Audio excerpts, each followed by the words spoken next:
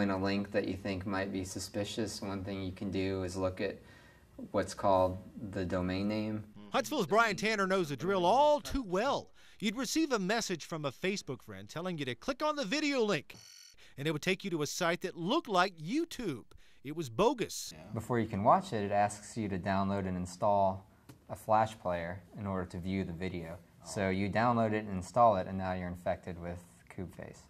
Koobface, a malware that a group of hackers used to target Facebook users starting in 2008. Since it supposedly was sent to you by a friend, it seemed harmless. It wasn't. If your friend here was infected with Koobface, it would start sending the link to all of his friends. And once you clicked, a message with your name would be sent to other friends and so on. The hackers would make money by selling fake antivirus software and by creating those annoying pop-up ads for businesses. As a graduate student at UAB, Brian was intrigued by this particular virus. After all, it was a challenge by some talented, if not misguided, people. So he and Gary Warner, director of UAB's forensics research, embarked on a project to defeat it. They joined a handful of other people in that battle. It was a computer war Brian compares to a weapons race. They would come out with some new version. The good guys would figure out, okay, what does it do? What's different about it? What's it doing this time?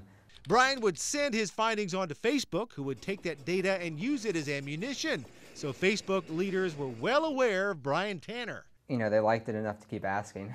It would prove to be a 2-year battle and a victory for Brian Tanner and the good guys. In early 2011, the group of hackers driving Koobface were driven off the Facebook site.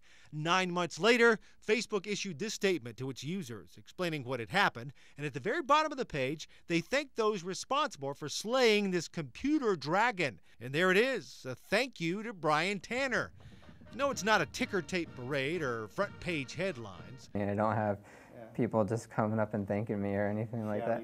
Such is the nature of his profession as a malware analyst. He doesn't do it for the fame or fortune, although his job saves companies like Facebook a fortune. In fact, this group of 5 Koobface hackers made off with between $2 and $3 million.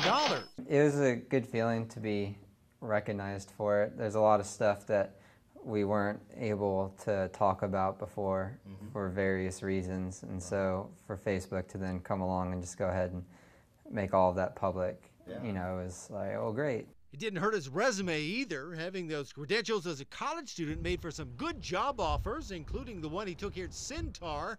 They have contracts with the Department of Defense and NASA that make internet security crucial.